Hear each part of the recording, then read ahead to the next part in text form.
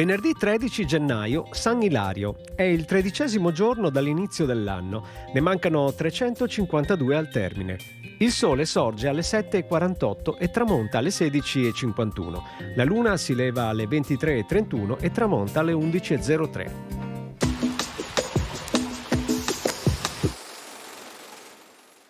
Alla veneranda età di 82 anni muore il doge Marco Corner. Viene seppellito nella chiesa dei Santi Giovanni e Paolo, a sinistra di chi guarda l'altare della Cappella Maggiore.